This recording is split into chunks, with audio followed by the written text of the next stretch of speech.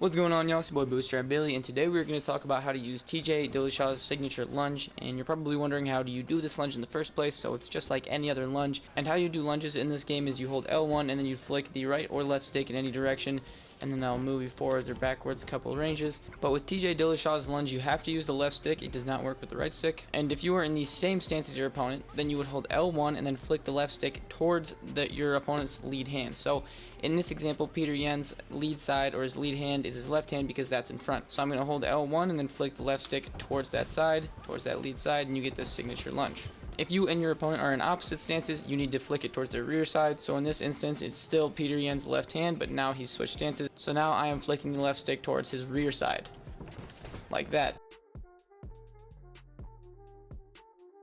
So now that you know how to use this signature lunge, let's talk about what it evades. It evades jabs, straights, uppercuts if you lunge towards the opposite way of the hook, which I'll be showcasing in a little bit. It slips overhands if you lunge towards the overhands, which I'll also show. It evades spins to the body and front kicks to the body as well. This lunge does not evade a front kick to the face, and it does not evade roundhouses even if you lunge away from them.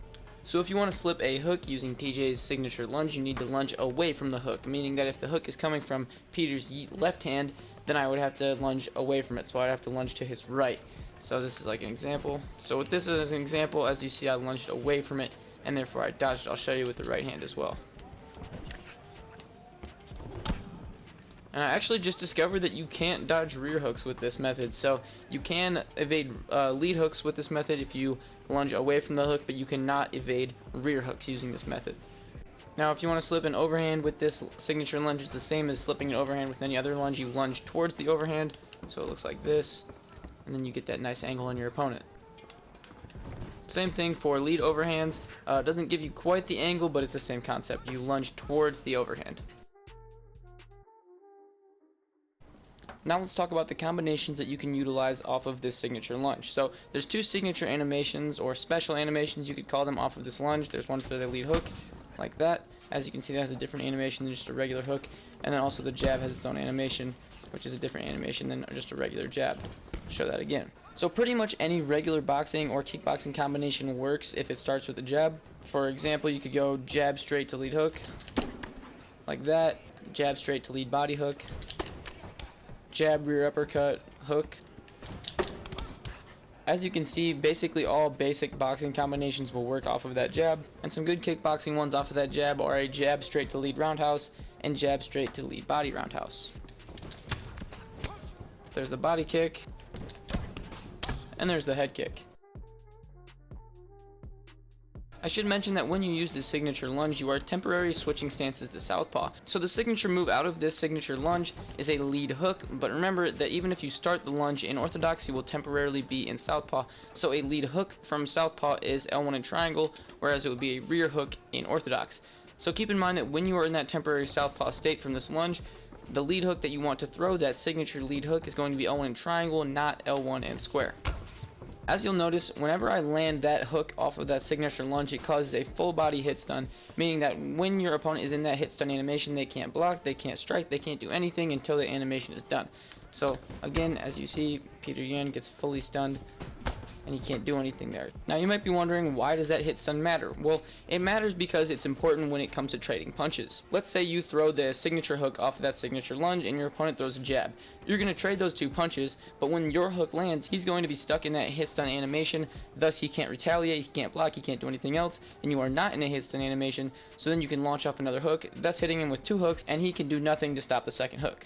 Now let's talk about some combos off of this lead hook. The first one is 5 consecutive hooks, so you basically just alternate hooks off of that first signature hook, which looks like this.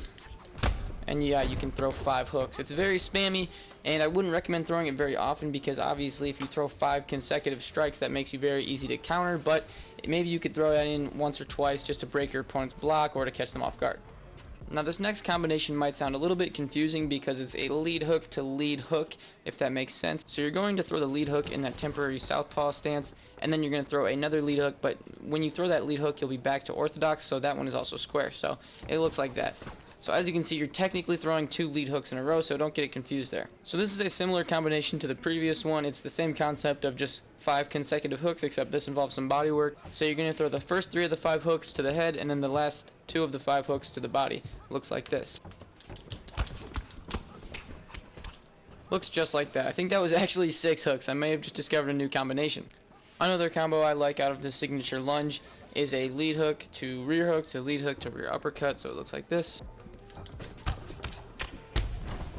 Just like that, that rear uppercut didn't exactly land because he fell, but you get the picture.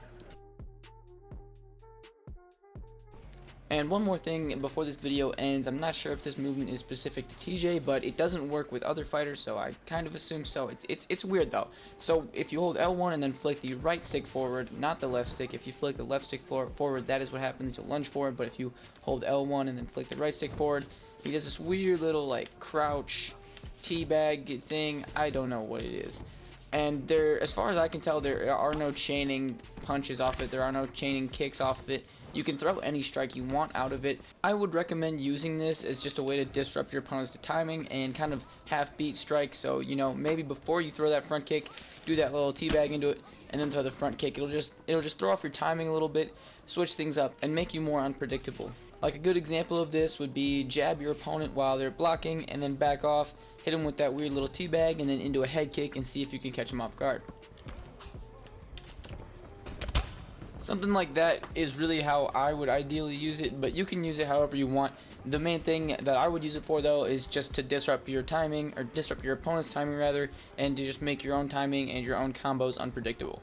But that's about all for today's video. This is a pretty short, like pretty just instructional video. I try to keep my content concise and efficient because, let's be real, no one wants to hear a bunch of bullshit that's like, oh hey guys, subscribe to my channel, buy my merch, plug all that. No, like I try to make my videos efficient and let you know what you need to know in a short amount of time. But like I said, that's all for today. If you guys like these type of tutorials, please consider subscribing. I upload a lot of UFC4 gameplay, tutorials, simulations, all that good stuff. But most importantly, have a good day and thank you very much for watching.